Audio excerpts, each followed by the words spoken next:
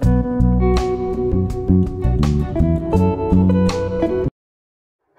स्वागत है दोस्तों आपका आपके चैनल द परमा एजुज्ञान में। उम्मीद करता हूँ आप सभी लोग सही होंगे और आप सभी की प्रिपरेशन बहुत ही अच्छी तरह से चल रही होगी। दोस्तों हम लोग ये एमसीक्यूज़ कर रहे हैं जो आपके बीएड के एमसीक्यूज़ हैं, जो आपके राजा महेंद्र प्रताप यूनिवर्सिटी है और आगरा यूनिवर्सिटी है, उन सभी के एमसीक्यूज़ यहाँ पे हम लोग करेंगे। और ये एमसीक्यूज़ आपको पता है 4th सेमेस्टर के एमसीक्यूज़ हैं। इससे पहले 1st, 2nd और 3rd सेमेस्टर के एमसीक्यूज़ हम लोग कंप्लीट कर चुके हैं। तो इस 4th सेमेस्टर जो कि आपका पेपर 1 है, उसका एमसीक्यूज़ यहाँ पे हम लोग कंप्लीट करेंगे। पेपर 2 जो इसका 402 है और 403 है, उसका एक एक यूनिट हम लोगों ने कंप्लीट कर लिया है। और पेपर 1 का भी हम लोगों ने एक यूनिट कंप्लीट कर लिया है, जो कि आपका है असेसमेंट एंड इवैल्यूएशन। अब हम लोग यूनिट 2 जो है इसका, उसके एमसीक्यूज़ यहाँ पे कंप्लीट करेंगे। तो आप सभी लोगों से मैं यही कहूँगा, जिन लोगों ने यूनिट 1 नहीं देखा है, आप लोग यूनिट 1 भी ज़रूर देखिए, ठीक है। उसकी मैंने प्लेलिस्ट बनाई हुई है, आप वहाँ से उसको यूनिट 1 को देख सकते हैं। वहाँ पे चैप्टर 1 का भी यूनिट 1 है, चैप्टर 2 का भी यूनिट 1 है और चैप्टर 3 का भी यूनिट 1 वहाँ पे दिया गया है। इसी तरह से अब यूनिट 2 की बात आ गई है, तो यूनिट 2 यहाँ पे चैप्टर 1 का यूनिट 2 है आकलन उपकरण का निर्माण। इसका एमसीक्यूज़ का वीडियो ये आपको मिल रहा है। इसके बाद ऐसे ही चैप्टर 2 और चैप्टर 3 का भी यूनिट 2 मिल जाएगा। इसके बाद यूनिट 3 और यूनिट 4 सभी के वीडियोज़ ये मिल जाएंगे। तो आप सभी लोगों से कहूँगा उन क्वेश्चंस को भी आप देखें, ये आपके लिए बहुत ही हेल्पफुल रहेंगे। तो आ जाते हैं क्वेश्चन नंबर 191। 191 क्या कहता है कि आकलन के उपकरण कौन कौन से हैं। तो आकलन का जो उपकरण होता है वह साक्षात्कार भी होता है, अनुसूची भी होती है और प्रश्नावली भी होती है। इसलिए इसका उत्तर जो है, उत्तर दा जो है आपका सही है। उपर्युक्त सभी ये जो हैं आकलन के प्रकार हैं। और अवलोकन का प्रकार क्या होता है? तो अवलोकन का प्रकार होता है स्व अवलोकन व बाह्य अवलोकन, नियोजित व अनियोजित अवलोकन, सह प्रत्यक्ष तथा अप्रत्यक्ष अवलोकन और उपर्युक्त सभी। तो जो अवलोकन के प्रकार होते हैं यह सभी होते हैं, ठीक है। तो इसलिए इसका जो आंसर हो जाएगा, आपका आंसर नंबर दा हो जाएगा। उपर्युक्त सभी के साथ यहाँ पे हम लोग जाएंगे। 193 है कि ज्ञानात्मक व्यवहार के मापन के लिए उपयोग करते हैं। तो ज्ञानात्मक व्यवहार के मापन के लिए हम क्या उपयोग करते हैं? साक्षात्कार उपयोग करते हैं, परीक्षण उपयोग करते हैं, अवलोकन तकनीक उपयोग करते हैं। तो ये सभी चीज़ें हम उपयोग करते हैं, इसलिए जो इसका उत्तर हो जाएगा दोस्तों, वह हो जाएगा ऑप्शन नंबर द। 194 है कि संचयी अभिलेख की आवश्यकता होती है। तो संचयी अभिलेख की आवश्यकता कहाँ होती है? तो ये देखिए कहाँ होती है, कार्यालयों में होती है या विद्यालयों में होती है। तो संचयी अभिलेख की आवश्यकता जो है इन दोनों जगह होती है, इसलिए जो इसका करेक्ट ऑप्शन हो जाता है वह हो जाता है आपका अ और बा दोनों, ऑप्शन नंबर सा। 195 क्या कह रहा है कि उपकरण की व्यावहारिक विशेषताएं क्या होती हैं। उपकरण की जो व्यावहारिक विशेषता होती है वह उपयोगिता होती है, उसकी मितव्ययता होती है, सौहार्दपूर्णता होती है। तो ये सभी आंसर सही हैं, उपर्युक्त सभी। आंसर नंबर दा जो है आपका करेक्ट है। 196 क्या कह रहा है कि मनोवैज्ञानिक उपकरण निरीक्षण करता है। तो किस चीज़ का निरीक्षण करता है? मानव व्यवहार का निरीक्षण करता है, ऑप्शन नंबर आ। 197 है कि विकासात्मक प्रश्न पूछे जाते हैं। विकासात्मक प्रश्न किस चीज़ में पूछे जाते हैं? प्रस्तुतिकरण में पूछे जाते हैं। किस में पूछे जाते हैं? प्रस्तुतिकरण में। 198 है कि निरीक्षण आँख द्वारा विचार पूर्वक किया गया अध्ययन है। क्या है कि निरीक्षण आँख द्वारा विचार पूर्वक किया गया अध्ययन है। यह कथन किसका है?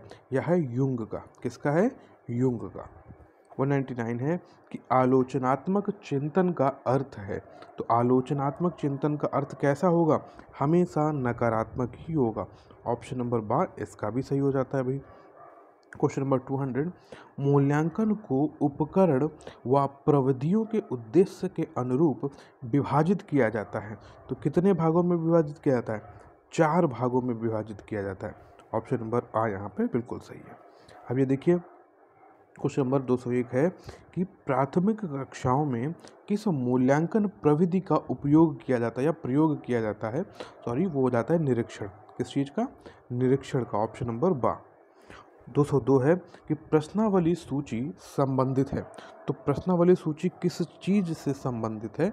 वह होता है परिप्रेक्ष्य आकार से संबंधित होती है। किससे? परिप्रेक्ष्य आकार से, ऑप्शन नंबर आ। क्वेश्चन 203, प्रश्नावली कैसी होती है? तो प्रश्नावली जो है वह 4 प्रकार की होती है। कितने प्रकार की होती हैं? 4 प्रकार की होती है, ऑप्शन नंबर सा यहाँ पे करेक्ट है। 204 है, सूचनादाता किस प्रकार की प्रश्नावली में हाँ या नहीं में उत्तर देता है? तो वह होता है प्रतिबंधित। ठीक है, कैसा? प्रतिबंधित होता है। 205 है, साक्षात्कार संबंधित होता है। तो साक्षात्कार जो संबंधित होता है वह अनुसूची से संबंधित होता है। किससे होता है? अनुसूची, ऑप्शन नंबर बा। 206 है, निर्धारण मापनी है। तो निर्धारण मापनी कैसी होती है? वह होती है द्विध्रुवी। कैसी होती है? द्विध्रुवी होती है। निर्धारण मापनी कैसी होती है? द्विध्रुवी होती है। 207 है कि गुणों के मापन के लिए प्रयोग करते हैं। गुणों के मापन के लिए किस चीज़ का प्रयोग करते हैं? तो हम प्रयोग करते हैं निर्धारण सूची का। किसका प्रयोग करते हैं? निर्धारण सूची का प्रयोग किसके लिए किया जाता है? तो गुणों के मापन के लिए किया जाता है। डायरेक्टली प्रश्न इस तरह से भी पूछ लिया जा सकता है कि निर्धारण सूची का प्रयोग हम किसके लिए करते हैं? तो निर्धारण सूची का प्रयोग जो है हम गुणों के मापन के लिए करते हैं। 208 है कि अशाब्दिक निर्धारण मापनी कैसी होती है? अशाब्दिक निर्धारण मापनी जो होती है आत्म निर्धारण विधि के साथ जाती है, ऑप्शन नंबर दा यहाँ पे करेक्ट है। 209, निर्धारण मापनी का महत्वपूर्ण भाग क्या है? तो निर्धारण मापनी का महत्वपूर्ण भाग उसका विषय ही होता है, ऑप्शन नंबर बा। 210 कि अवलोकन प्रणाली का मूल आधार क्या होता है? तो अवलोकन प्रणाली का मूल आधार वैज्ञानिक होता है। कैसा होता है? वैज्ञानिक। 211 छात्र ड्रिल विधि के आधार पर सीखते हैं। कौन सी विधि के आधार पर? ड्रिल विधि के आधार पर। तो किस तरह से सीखते हैं? ऑप्शन आ, पहाड़े, गिनती और कविता। जो इस तरह इसको जो सीखते हैं उसको कौन सी विधि बोली जाती है? वह बोली जाती है ड्रिल विधि। 212 है कि चिन्हांकन सूची का प्रयोग किया जाता है तो किस चीज़ के लिए? सामूहिक गुणों को जानने के लिए और व्यक्तिगत विशेषताओं को जानने के लिए। तो ऑप्शन नंबर सा जो है आपका यह करेक्ट हो जाता है। अ और ब दोनों ही यहाँ पे सही है। 213 है कि निम्नलिखित में से कौन सा उपयुक्त रचनात्मक आकलन कार्य नहीं है? कौन सा उपयुक्त रचनात्मक आकलन कार्य नहीं है? वह जो है विद्यार्थियों का योग्यता क्रम निर्धारण करना। खुले अंत वाले प्रश्न, ये अच्छी बात है। अवलोकन भी सही है, परियोजना बनाना भी सही है, मगर बच्चों को एक जगह पे सीमित कर देना, उनका एक क्रम निर्धारण कर देना, तो यह रचनात्मक आकलन नहीं होता है। इसलिए ऑप्शन नंबर दा जो है यहाँ पे करेक्ट है। शिक्षण को प्रशिक्षण भी कहते हैं, यह कथन किसका है? यह जो है बैन साहब का है। किसका है? बैन, ऑप्शन नंबर सा। 215 क्या कह रहा है कि निम्नलिखित में से कौन आकलन का उपकरण नहीं है? तो आकलन का जो उपकरण है वह संगोष्ठी जो है आकलन का उपकरण नहीं है। यहाँ से आपको ये भी पता चल गया कि आकलन का उपकरण है कौन कौन से। जब आप प्रश्न किया करेंगे तो वहाँ से इस चीज़ को देखिए, वहाँ पे जो अदर ऑप्शन है उनको भी देखिए। जैसे यहाँ पे दिया गया कि इसका उपकरण नहीं है, तो संगोष्ठी जो है इसका उपकरण नहीं है, बाकी बचे हुए इसके सभी के उपकरण हैं। अवलोकन है, साक्षात्कार है, परीक्षण है, ये सभी आकलन के उपकरण हैं। जो नहीं है वह है संगोष्ठी। तो संगोष्ठी क्या है? आकलन का उपकरण नहीं है। 216 दिया गया है कि प्राथमिक कक्षा के विद्यार्थियों को परीक्षण दिया जाता है, तो किस चीज़ का? 3RS। वो क्या है आप आगे देखेंगे अभी। 217 है कि विद्यालय में छात्रों से संबंधित विभिन्न सूचनाओं को क्रमबद्ध रूप से एकत्रित किस अभिलेख में किया जाता है? उसको हम संचयी अभिलेख कहते हैं। क्या कहते हैं?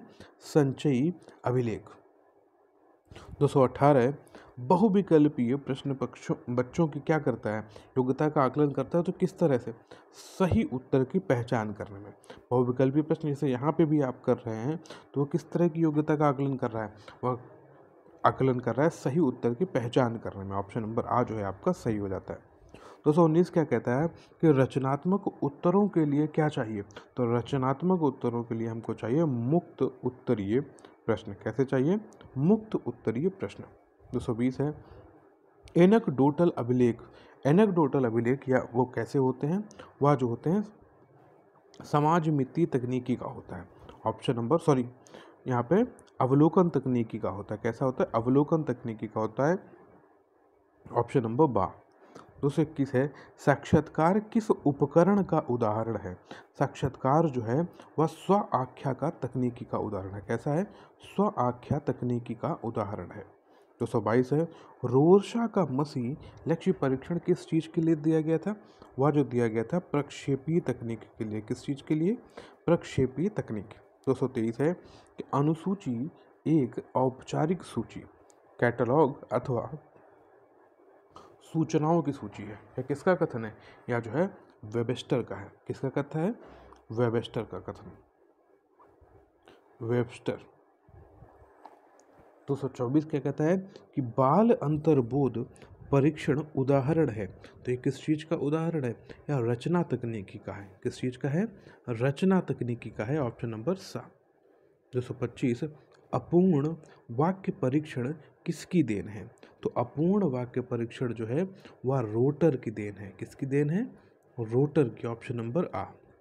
226 है कि वस्तुनिष्ठ परीक्षण वह है जिसमें प्रत्येक परीक्षण किसी प्रश्न के उत्तर या निष्पादन को देखकर एक निश्चित निष्कर्ष पर पहुंचते हैं।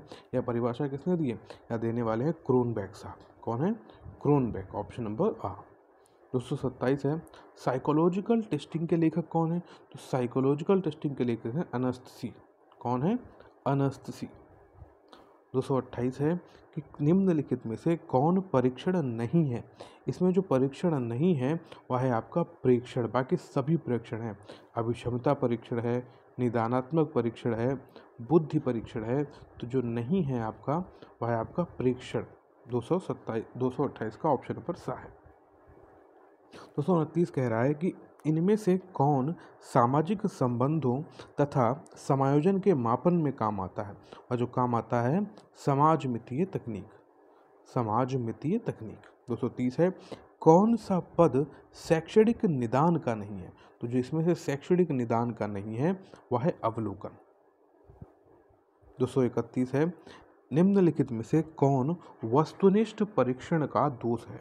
वस्तुनिष्ठ परीक्षण का जो दोष है यहाँ पे देखिए उत्तर का अनुमान लगाने की संभावना। Option number 7।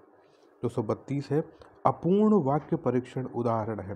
तो अपूर्ण वाक्य परीक्षण उदाहरण किस चीज का है? वह है पूर्ति तकनीकी का। किसका है? पूर्ति तकनीकी का। 233 सजोंदी परीक्षण उदाहरण है। तो सजोंदी परीक्षण जो है वह क्रम तकनीकी का है। किस चीज का है? क्रम तकनीक का। Option number 7। 234 कहता है कि यह अभिलेख छात्रों के शैक्षिक विकास से संबंधित महत्वपूर्ण तथा सार्थक घटनाओं का वस्तुनिष्ठ प्रस्तुतिकरण है। कैसा है? वस्तुनिष्ठ प्रस्तुतिकरण। तो उसको हम क्या बोलते हैं? उसको बोलते हैं एनेक्डोटल अभिलेख। क्या बोलते हैं उसको? एनेक्डोटल अभिलेख। 235 मौखिक परीक्षा का उपयोग सर्वप्रथम किसने किया था?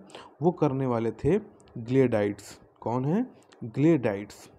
236 है कुछ संबंधित परीक्षणों अथवा उप परीक्षणों के एक निर्देशित समूह को क्या कहा जाता है?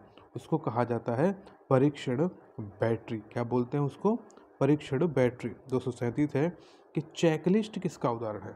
चेकलिस्ट जो है वो अवलोकन तकनीकी का ही उदाहरण है। ठीक है। ऑप्शन आ। 238 है कि पूर्व निर्धारित तथा पूर्व निश्चित प्रश्नों द्वारा किस प्रकार का साक्षात्कार किया जाता है? तो उस चीज को हम बोलते हैं प्रमापीकृत साक्षात्कार। प्रमापीकृत साक्षात्कार क्या होता है? वो देखिए यहाँ पे लिखा हुआ है। क्या होता है कि पूर्व निर्धारित तथा पूर्व निश्चित प्रश्नों द्वारा किस प्रकार का साक्षात्कार होता है? तो प्रमापीकृत होता है। 239 प्रश्नों के स्तर एवं क्रम में लोचनीयता होना किस प्रकार का उदाहरण है? वह होता है अप्रमाणीकृत साक्षात्कार। दोनों यहाँ पे ही आपके क्लियर हो गए। 240 है व्यक्ति के उत्तर की अभिव्यक्ति के लिए अंक अथवा संकेत प्रयुक्त किए जाते हैं। तो किस तरह से? निर्धारण मापनी में किए जाते हैं। Option number 7। 241 है, मनोवैज्ञानिक उपकरण निरीक्षण करता है। तो किस चीज़ का करता है? मानव व्यवहार का। किस चीज़ का करता है? मानव व्यवहार का। ऑप्शन नंबर आ। 242 है, उपकरण की व्यवहारिक विशेषताएं कैसी होती हैं? तो उपकरण की जो व्यवहारिक विशेषताएं होती हैं उसमें व्यापकता होती है, सुगमता होती है, सर्वमान्यता होती है। तो ये सभी आंसर्स यहाँ पे करेक्ट हैं, इसलिए जो इसका करेक्ट ऑप्शन है ऑप्शन नंबर द। 243 है कि उपकरण की तकनीकी कसौटियाँ हैं। तो कौन कौन सी तकनीकी कसौटियाँ हैं? एक तो उसमें मानकीकरण होता है। ऑप्शन नंबर आ जो है यहाँ पे बिल्कुल करेक्ट है। 244 क्या कह रहा है कि उत्तम परीक्षण के मुख्य गुण हैं। तो उसके मुख्य गुण कौन कौन से हैं परीक्षण के? एक, उसमें वस्तुनिष्ठता होनी चाहिए, वैधता होनी चाहिए और विश्वसनीयता होनी चाहिए। तो ये सभी एक उत्तम परीक्षण में होने ही चाहिए, इसलिए तो इसका जो करेक्ट ऑप्शन है वह द हो जाता है। 245 है कि जब परीक्षण में बार बार एक जैसा ही परिणाम आए तो उसे कहते हैं, तो उसको हम क्या बोलते हैं? विश्वसनीयता। जब एक ही काम आप कर रहे हैं और सेम ही रिजल्ट आ रहा है उसका बार बार, तो वो उसकी क्या हो जाएगी? विश्वसनीयता हो जाएगी। 246 है, अच्छे प्रश्नों के निर्माण की सर्वाधिक प्रमुख विशेषता होती है। तो वह कैसी विशेषता होती है? वह उसकी उद्देश्य रहित विशेषता, उद्देश्य सहित विशेषता होती है और प्रयोजन के साथ, इसलिए आ और बा दोनों जो यहाँ पे हैं करेक्ट है। 247 है कि परीक्षण योग्यता, निष्पत्ति या उपलब्धि, रुचि आदि का मापन के लिए परीक्षा या प्रश्नावली या किसी प्रकार की युक्ति या विधि है। यह कथन किसका है? यह है CB गुड का। ऑप्शन नंबर आ। 248 पूर्व निश्चित आधार है। तो पूर्व निश्चित आधार कैसा है? मानक है। ऑप्शन नंबर बा। 249 मूल्यांकन उपकरण को कहा जाता है। तो मूल्यांकन उपकरण को हम वैध कहते हैं। वो कैसा उपकरण है? वैध है। 50 निदानात्मक परीक्षण कैसे हो सकते हैं? वह जो है शाब्दिक भी हो सकता है, अशाब्दिक भी हो सकता है और प्रक्षेपित भी हो सकता है, इसलिए जो करेक्ट ऑप्शन है वह हो जाता है आपका ऑप्शन नंबर द। ये सभी ऑप्शंस यहाँ पे सही है। 251 दिया गया है, परीक्षण द्वारा अपने लक्ष्य की प्राप्ति करना किसके अंतर्गत आता है? वह जो आता है वह व्यापकता के अंतर्गत आता है। किसके अंतर आता है? व्यापकता के अंतर्गत। 2 है, परीक्षण का जन्म किस पहलू को मापने के लिए हुआ था? तो परीक्षण का जन्म जो है व्यक्तिगत भिन्नताओं को मापने के लिए हुआ था। किसके लिए हुआ था? व्यक्तिगत भिन्नताएं, जो कि आपका ऑप्शन नंबर बा यहाँ पे बिल्कुल करेक्ट है। कौन सा सही है? ऑप्शन नंबर बा। और वस्तुनिष्ठता उपकरण कैसा है? यह जो होता है एक तकनीकी कसौटी है। वस्तुनिष्ठता उपकरण कैसा है? एक तकनीकी कसौटी है। ऑप्शन नंबर आ। 254 क्या कहता है? एक अच्छे परीक्षण की विशेषता है। तो एक अच्छे परीक्षण की क्या विशेषता होती है? वह विश्वसनीयता के साथ होता है, वैधता, वस्तुनिष्ठता। अभी हम लोगों ने देखा, इसका करेक्ट ऑप्शन हो जाएगा आपका द। 255 यदि किसी परीक्षण में कोई व्यक्ति अनेक परीक्षणों द्वारा कापी जांचने के बाद समान अंक प्राप्त करता है तो वह कैसा परीक्षण होता है? अभी हम लोगों ने पढ़ा था, ऑप्शन नंबर ब यहाँ पे करेक्ट है। किसी परीक्षण नेक्स्ट क्वेश्चन है, किसी परीक्षण के द्वारा यह पता चलता है कि शिक्षक ने जो ज्ञान या शिक्षा बालक को प्रदान की है उसमें वह कहाँ तक सफल हुआ है, तो उस चीज़ को हम क्या बोलते हैं? निदानात्मक परीक्षण। क्या बोलते हैं? निदानात्मक परीक्षण। ऑप्शन नंबर आ है। 257 है, निर्धारण मापनी किसी चर या श्रेणी उसकी गहनता अथवा बारंबारता को निश्चित करती है। यह कथन किसका है? यह है वॉन डेलन का। ऑप्शन नंबर बा। 258 है, वैधता एवं विश्वसनीयता किस प्रकार की कसौटियां हैं? ये सभी जो हैं तकनीकी कसौटियां हैं। कैसी हैं? तकनीकी। 259 एक कथन दिया गया है, क्या है कि एक मानकीकृत परीक्षण वह है जिसमें विषय वस्तु का चयन अनुभव के आधार पर किया गया हो, जिसके प्रशासन एवं फलांकन की समरूप विधियों को विकसित किया गया हो तथा फलांकन को वस्तुनिष्ठ विधि से किया गया हो। यह कथन किसका है? यह जो है CB गुड साहब का है। किसका है? CB good. ऑप्शन ए यहाँ पे आपका आ जो है करेक्ट हो जाएगा। 260 क्या कह रहा है कि उत्तम परीक्षण में अनेक विशेषताओं का होना आवश्यक है और ये विशेषताएं प्रत्येक परीक्षण के निर्माण का आधारभूत सिद्धांत बन जाती हैं। यह कथन किसने दिया था? या जो देने वाले साहब हैं डगलस साहब, डगलस व हॉलैंड। ऑप्शन नंबर द 261 है, परीक्षण का महत्व किस क्षेत्र में ज़्यादा होता है? तो वह होता है शोध क्षेत्र में, व्यवसायिक क्षेत्र में या शैक्षिक क्षेत्र में। इन सभी क्षेत्रों में परीक्षण का महत्व ज़्यादा होता है। 262, क्रियात्मक परीक्षाएं उपयोगी हैं। तो क्रियात्मक परीक्षाएं किस चीज़ के लिए उपयोग? ऑप्शन नंबर दिया गया है बालकों के लिए, निरक्षरों के लिए, गूंगे बहरों के लिए, इन सभी के लिए, इसलिए ऑप्शन नंबर द यहाँ पे करेक्ट है। 263 कहता है कि मानकीकृत परीक्षण का संबंध होता है। तो मानकीकृत परीक्षण का संबंध होता है ज्ञान के व्यापक क्षेत्र के लिए। किसके लिए? ज्ञान के व्यापक क्षेत्र से। 263 का ऑप्शन नंबर सा। 264 है, एक अच्छे मूल्यांकन उपकरण की पहचान का आधार है। तो क्या आधार है? प्रामाणिकता के साथ युक्त वैधता सूचकांक। क्या है? प्रामाणिकता के साथ युक्त वैधता सूचकांक। 265 है, एक प्रमाणीकृत परीक्षण वह है जो क्या करता है, जो कैसा होता है? अभी हम लोगों ने पढ़ा है वैध, वस्तुनिष्ठ और विश्वसनीयता होती है उसमें। यह ऑप्शन नंबर द यहाँ पे सही है। 266 है कि वस्तुनिष्ठ परीक्षण वह है जिसमें प्रत्येक परीक्षण किसी प्रश्न के उत्तर या निष्पादन को देखकर एक निश्चित निष्कर्ष पर पहुंचते हैं। यह बात किसने बोली है? या क्रोनबेक जी ने बोली। किसने? क्रोनबेक। 267 है, परीक्षण वर्गीकरण के प्रकार कितने होते हैं? तो वह जो होते हैं 2 प्रकार होते हैं। 268, रचनात्मक उत्तरों के लिए हमें क्या चाहिए? उसके लिए हमें मुक्त उत्तरीय प्रश्न चाहिए। कैसे? मुक्त उत्तरीय, जहाँ पे आप अपनी बातों को अच्छी तरह से रख पाते हैं। ठीक है, वो वैसे होते हैं, क्रिएटिव क्वेश्चंस उनको बोलते हैं।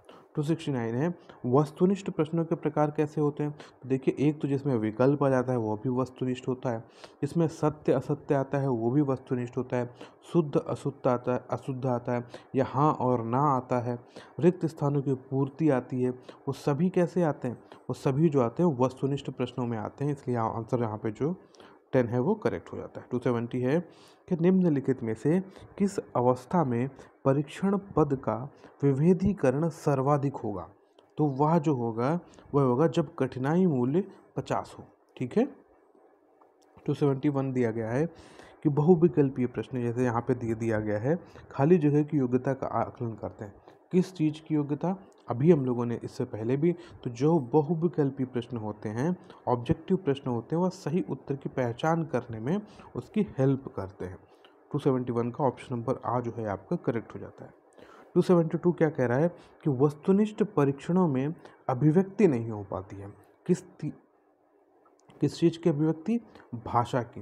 बाकी उसमें ज्ञान की अभिव्यक्ति तो होती है, संवेग की, इसलिए क्योंकि वहाँ पे जो चीज़ दी जाएगी वह आप अपने ज्ञान के आधार पर ही उसको सही कर पाएंगे, मगर भाषा की कोई अभिव्यक्ति नहीं होती, अलग से उसमें आप कुछ नहीं कर सकते।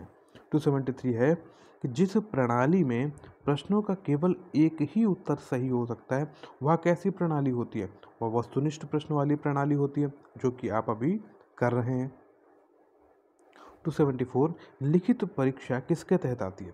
वह आती है परिमाणात्मक के तहत। किसके तहत? परिमाणात्मक के तहत।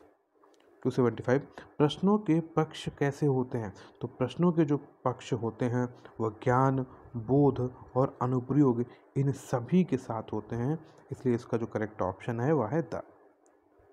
उपचारात्मक शिक्षण क्षेत्र में कौन नहीं है? इसमें जो नहीं है वह अंकगणित है। ठीक है, बाकी वाचन, लेखन और निरीक्षण, ये सभी जो है आपके उपचारात्मक शिक्षण के क्षेत्र में आ जाते हैं, तो यहाँ पे आपका हो जाता है अंकगणित।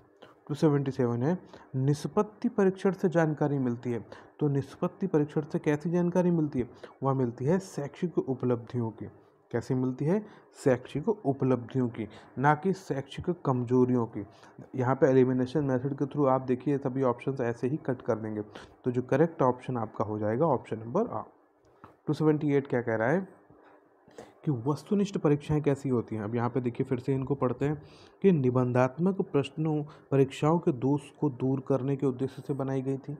शिक्षण उद्देश्यों को प्राप्त करने के लिए बनाई गई हैं, अपेक्षित व्यवहार परिवर्तन के लिए बनाई गई हैं। तो वस्तुनिष्ठ परीक्षाएं इन सभी तरह के लिए होती हैं। 279 दिया गया है, निम्नलिखित में से कौन सा सत्य असत्य पदों से संबंधित नहीं है? वह जो नहीं है वह है अशुद्ध पहचान। ऑप्शन नंबर बा हो जाता है। 280 जब किसी परीक्षा के बार बार अंकन पर कोई अंतर नहीं आता है तो परीक्षा कैसी कहलाती है? वैध कहलाती है। कैसी होती है? वैध। 281 निम्नलिखित में से कौन सा प्रत्यय स्मरण पद है? तो प्रत्यय स्मरण पद जो होता है वो पूर्ति पद को कहते हैं। किसको कहते हैं? पूर्ति पद। ऑप्शन नंबर सा। 282 है, निष्पक्ष मूल्यांकन कब होता है? निष्पक्ष मूल्यांकन जो होता है वह वस्तुनिष्ठ परीक्षाओं में हो जाता है। ठीक है, उसको हम बोलते हैं निष्पक्ष मूल्यांकन। 282 का ऑप्शन नंबर आ यहाँ पे आपका करेक्ट हो जाता है। 283 बोला गया है कि वस्तुनिष्ठ परीक्षाएं कैसी होती हैं? तो वस्तुनिष्ठ परीक्षाएं हमेशा वैध होती हैं, विश्वसनीय होती हैं और निरपेक्ष होती हैं। इसलिए जो करेक्ट ऑप्शन है वह है आपका द। 284 है, वस्तुनिष्ठ परीक्षा के सोपान या उसके चरण कौन कौन से होते हैं? वह होता है उसमें नियोजन होता है, प्रश्नों की रचना होती है, परीक्षा की जांच करना होता है। तो ये सभी वस्तुनिष्ठ परीक्षा के चरण या सोपान होते हैं। 25 वस्तुनिष्ठ प्रश्नों का मुख्य दोष क्या होता है? तो उसमें जो है भाव प्रदर्शन की असमर्थता होती है। ठीक है, बाकी वो विश्वसनीयता के साथ रहते हैं, वैधता होती है, वस्तुनिष्ठता होती है। तो इस प्रश्न के अनुसार जो यहाँ पे सही आंसर हो जाएगा वह हो जाएगा ऑप्शन नंबर द। वस्तुनिष्ठ प्रश्नों का प्रमुख दोष क्या है? देखिए, वस्तुनिष्ठ प्रश्नों का प्रमुख दोष ऑप्शन नंबर सा। 287 निम्नलिखित में से कौन से अच्छे परीक्षण की विशेषता नहीं है? तो वह जो नहीं है मितव्ययिता। ऑप्शन नंबर द जो है आपका यहाँ पे करेक्ट नहीं है।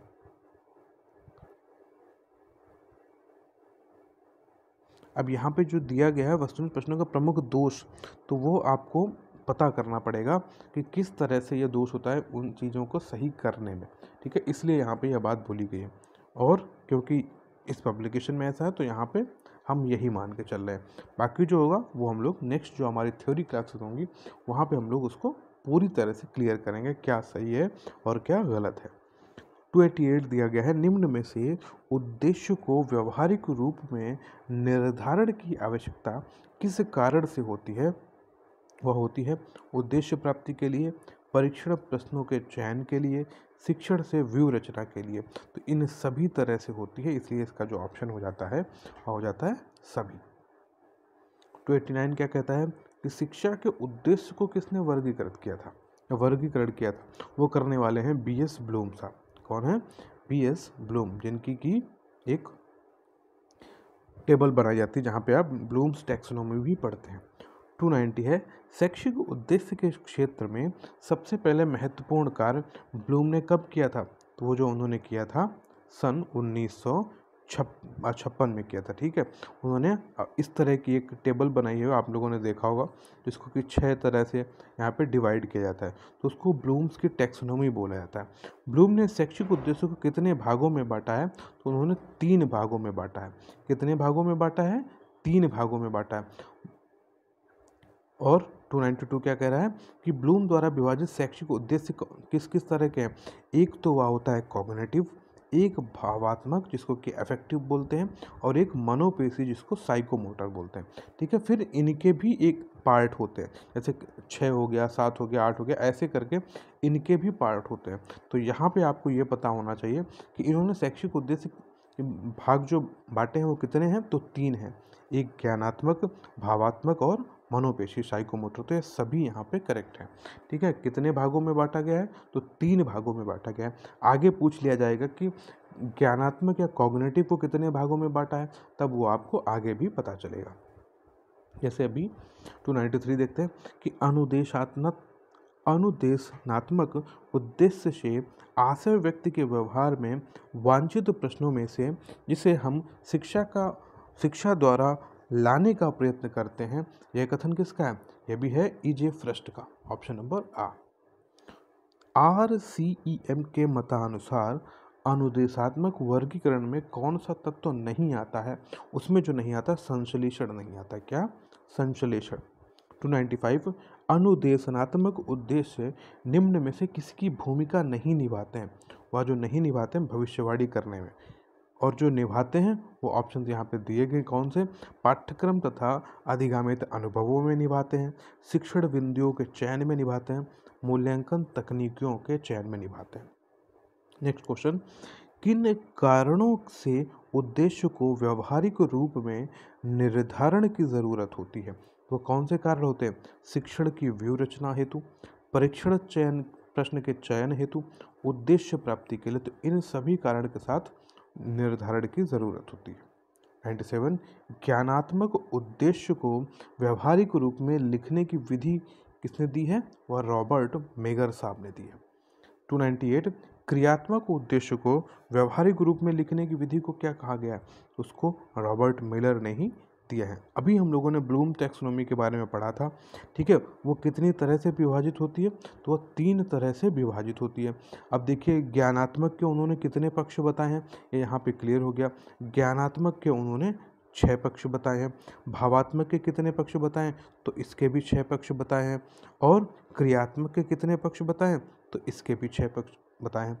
तो ब्लूम ने कितनी तरह से टैक्सोनॉमी बताई है? तो 3 तरह से बताई है, ठीक है। एक ज्ञानात्मक, एक भावात्मक और एक क्रियात्मक।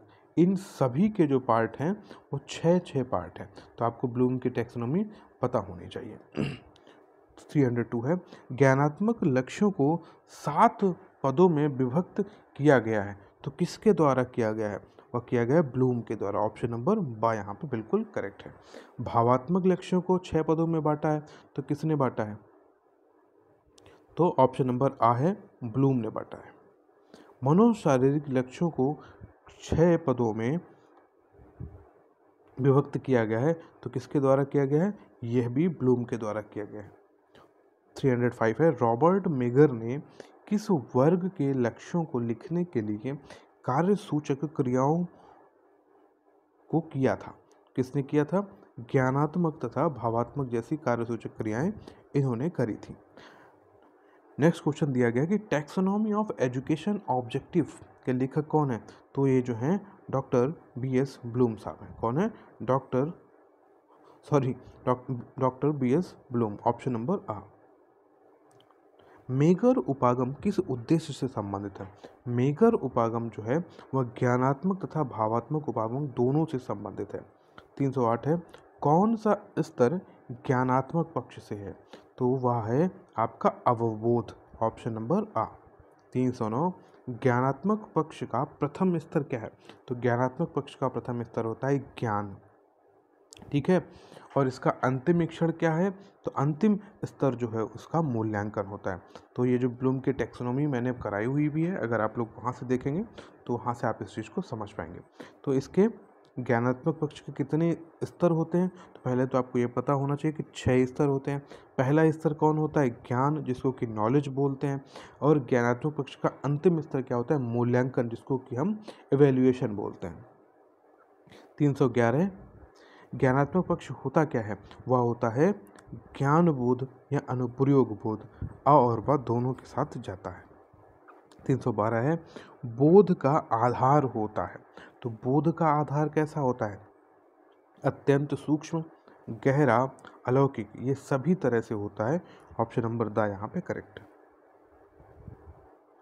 313 है कि अनुदेशनात्मक उद्देश्य की पूर्ति के लिए अध्यापक का प्रमुख कार्य क्या होता है? तो अध्यापक का जो प्रमुख कार्य होता है वह पाठ्य योजना का निर्माण करना, अधिगम का मूल्यांकन करना या प्रश्न पूछना। तो ये सभी यहाँ पे ऑप्शंस करेक्ट है। ब्लूम के अनुसार भावात्मक क्षेत्र का शैक्षिक उद्देश्य कैसा होता है? तो यहाँ पे दिया गया अधिग्राह्यता के साथ जाएगा। ऑप्शन नंबर आ। भावात्मक पक्ष का प्रथम स्तर कौन सा है? इसमें भी वही बात आ गई, आग्रहण। और भावात्मक का अंतिम स्तर कौन सा है? चरित्रीकरण है। कौन सा है? चरित्रीकरण। Option number the. 317 है, क्रियात्मक पक्ष का प्रथम स्तर क्या है? तो क्रियात्मक पक्ष का प्रथम स्तर है उत्तेजना है। क्या है? उत्तेजना। और क्रियात्मक पक्ष का अंतिम स्तर क्या है? तो उसका है आदतों का निर्माण करना, इसका अंतिम स्तर है। तो यहाँ पे आपने ज्ञानात्मक पक्ष का भी देख लिया, भावात्मक पक्ष का भी देख लिया। 319 इन उद्देश्यों को शिक्षक छात्र की अंतःक्रिया द्वारा ही प्राप्त किया जा सकता है। वह कौन सा पक्ष होगा? भावात्मक। अंतःक्रिया जो हमारी होगी वह भाव के द्वारा ही होगी, इसलिए यहाँ पे ऑप्शन हो जाएगा ऑप्शन नंबर बी। 320 है प्रशिक्षण से किन उद्देश्यों की प्राप्ति की जा सकती है? तो उनसे जो है क्रियात्मक पक्ष की प्राप्ति की जा सकती है, ऑप्शन नंबर 7। 321 है कि व्यावहारिक रूप से एक शैक्षिक उद्देश्य वह योग्यता अथवा कौशल है जिसे कि बालक द्वारा संतोषजनक शिक्षण अधिगम स्थितियों में ग्रहण तथा विकसित किया गया हो। यह कथन किसका है? यह कथन है हॉस्टन साहब का, ऑप्शन नंबर 7 यहाँ पे करेक्ट है। 322 क्या कह रहा है कि व्याख्या एवं निर्णय करना किसके अंतर्गत आता है? यह आता है बोध के द्वारा। किसके? बोध के द्वारा। जब हमारे अंदर बोध होगा, नॉलेज होगी, बोध होगा, तब हम उसमें निर्णय कर पाते हैं। 323 है भेद एवं अंतर किसके अंतर्गत आता है? भेद एवं अंतर जो आता है वह विश्लेषण के अंतर्गत आता है। 324 क्या कह रहा है कि संगठित एवं संक्षिप्त करना किसके अंतर्गत आता है? तो यह संश्लेषण के अंतर्गत आता है। यहाँ पे सारे ऑप्शंस आपके क्लियर हैं।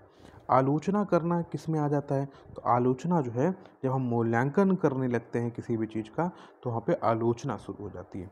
326 एनसीईआरटी ने शैक्षिक उद्देश्यों को कितने वर्गों में बांट दिया था? तो एनसीईआरटी ने शैक्षिक उद्देश्यों को 4 वर्गों में बांट दिया। एनसीईआरटी द्वारा वर्गीकृत शैक्षिक उद्देश्य कौन कौन से? देखिए 4 में उन्होंने बांटा है। वह 4 कौन कौन से? एक तो है ज्ञान, बोध, प्रयोग और सृजनात्मक। एनसीईआरटी की स्थापना कब हुई थी? तो 1961 में हुई थी। ये चीज़ आपको पता होना चाहिए। कब हुई थी? 1961। एनसीईआरटी द्वारा वर्गीकृत शैक्षिक उद्देश्यों में कितनी मानसिक क्रियाओं का वर्णन है? तो उसमें 17 मानसिक क्रियाओं का वर्णन है। एनसीईआरटी ने ब्लूम के उद्देश्यों विश्लेषण, संश्लेषण एवं मूल्यांकन को किस वर्ग में रखा था? तो उन्होंने उसको सृजनात्मक वर्ण में रखा था। 330 है किसने उद्देश्यों को व्यवहारिक रूप दिया था? तो वो जो व्यवहारिक रूप देने वाले थे वो ड्यूकर साहब है। कौन है? ड्यूकर। मिलर ने किसके लिए क्रियात्मक उद्देश्यों को व्यवहारिक रूप दिया था? वो दिया था सैन्य प्रशिक्षण के लिए। और 333 है 332 उद्देश्यपूर्ण निर्धारित साक्ष्य होता है जो किसी कार्य या क्रिया का मार्गदर्शन करता है। यह बात किसने बोली थी? कार्टर बी गुड जी ने बोली है। 333 सीखने का उद्देश्य अपेक्षित परिवर्तन का वर्णन है। यह किसका कथन है? यह है आई.के. Davis, option number 7। 334 क्या कह रहा है कि अभिक्रमित अनुदेशन के क्षेत्र में उद्देश्यों को व्यवहारिक रूप में लिखने पर किसने बल दिया था? तो देने वाले रॉबर्ट मेगर साहब हैं। 335 एनसीईआरटी ने उद्देश्यों को व्यवहारिक रूप से लिखने के लिए नवीन विधि का विकास किया। उसको हम क्या बोलते हैं? उसको हम बोलते हैं RCEM प्रणाली। अच्छा, what is the full form of RCEM? ये आप ज़रूर कमेंट करके बताइए। 336 है प्रत्यय स्मरण करना किसके अंतर्गत आता है? वह जो आता है ज्ञान के अंतर्गत आता है। सामान्यीकरण किसके अंतर्गत आ जाता है? वह बोध के अंतर्गत आता है। ऑप्शन नंबर बा यहाँ पे करेक्ट है। 337 का 338 है परिकल्पना की स्थापना किस में की जाती है? तो वह की जाती है प्रयोग जब हम करते हैं। Option number 7। 339 है अनेक को एक करना क्या कहलाता है? तो अनेक को एक जब हम करते हैं तो संश्लेषण करता है। एक को अनेक करना क्या कहलाता है? तो उसको हम विश्लेषण करना कहते हैं। 340 का ऑप्शन नंबर ता हो जाता है। 41 है कि किसी विधि में ज्ञात से जब हम ज्ञात से अज्ञात की तरफ जाते हैं तो उसमें क्या करते हैं? संश्लेषण विधि का हम प्रयोग करते हैं। और किसी विधि में एक हम तथ्य की सत्यता की जांच होती है तो उसमें भी हम संश्लेषण विधि ही प्रयोग करते हैं। 343 मनोक्रियात्मक उद्देश्य की टैक्सोनॉमी को किसने एक उपकल्पना के रूप में प्रस्तुत किया था? वो करने वाले हैं सिम्पसन साहब। कौन है? सिम्पसन। 344 बालक उत्तेजना मिलने पर एक गत्यात्मक क्रिया करता है। यह क्रिया किसके द्वारा की जाती है? वह की जाती है प्रचरण के द्वारा। किसके द्वारा? प्रचरण के द्वारा। तो आपका जो चैप्टर 1 में है उसमें अभी तक 344 एमसीक्यूज हम लोगों ने कंप्लीट कर लिए। नेक्स्ट जो है आपका यूनिट 3 वो भी आपको जल्दी ही मिलेगा। जैसे कि अभी चैप्टर 2, चैप्टर 3 वो जब आएंगे तो उनके भी अभी 2nd यूनिट आएंगे, उसके बाद इन सभी पे आते हैं। तो यहाँ तक आप लोगों ने इस चीज़ को देख लिया। Thank you so much for your exams.